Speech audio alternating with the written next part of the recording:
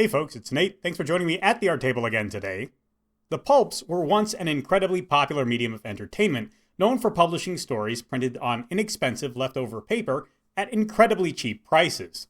These could be formatted as books, but were just as often magazines collecting short stories or sometimes serializing novels on a monthly basis. Because there were so many magazines with so many stories, they tended towards two major characteristics. The stories were experimental, and they were short. By experimental, I mean they hit on any and every genre they could imagine, and created a couple of new ones along the way. By short, I mean shorter than a similar story would be today. Pulps are often considered to be the peak of fast-paced storytelling, quickly setting up a character, situation, and stakes, and resolving the situation in a few thousand words.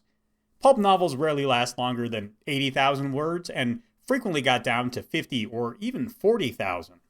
By contrast, the modern novel is usually much longer, running around 75,000 words as a starting point and getting larger from there. Most acquisition editors today seem to prefer longer manuscripts to shorter ones.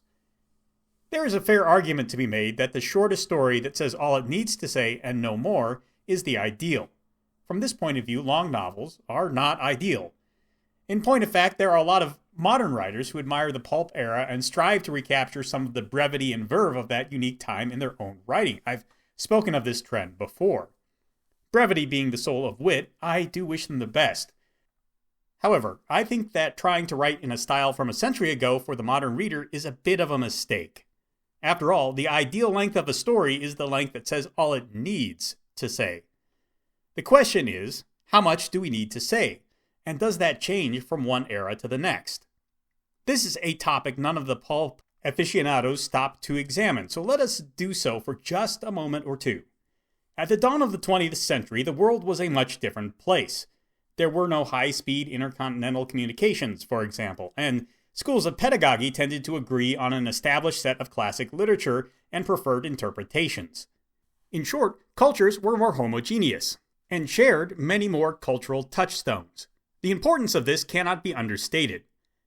Let me reframe this using an example from my experience partaking in Japanese entertainment. There's a form of address in Japanese known as keigo, which creates a structure of social relationships between speakers. There are loose equivalents for some keigo terms in English.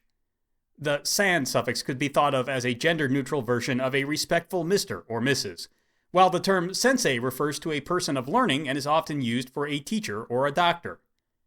There are also many keigo terms which don't translate well. A senpai is someone who has preceded you. In what have they preceded you? Well, it could be anything.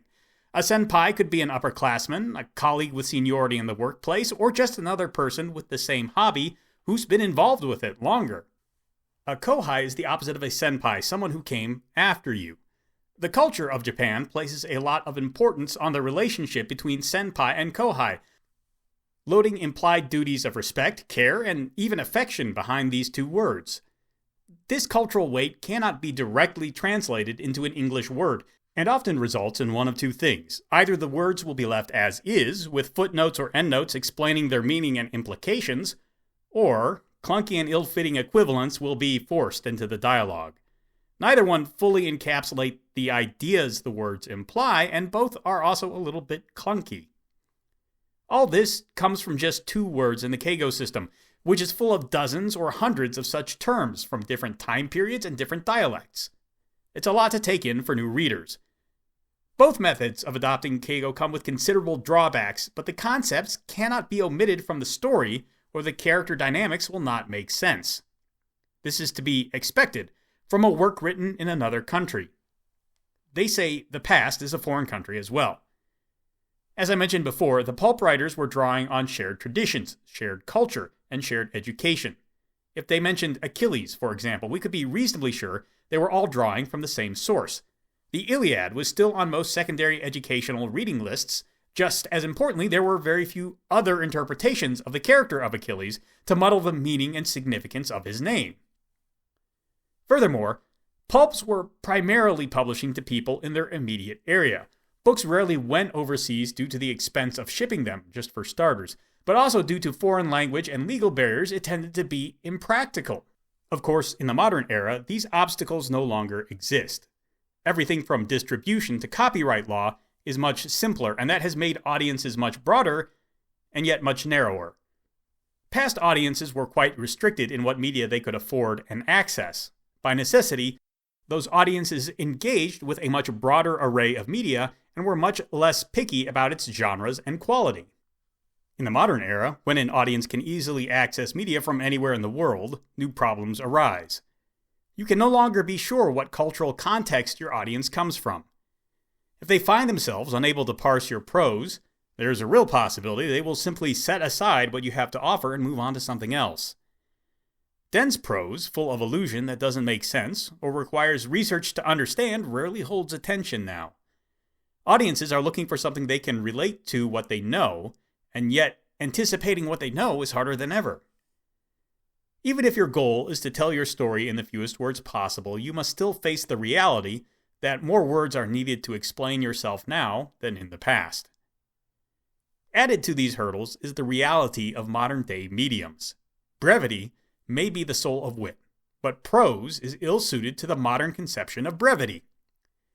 The shortest, most information-dense communication mediums in the modern era are all transmitted via the internet and facilitated by companies like Twitter or X, TikTok, and YouTube. They are multimedia and visual as much as verbal. Audiences craving the brief and concise turn to these places for their media fix.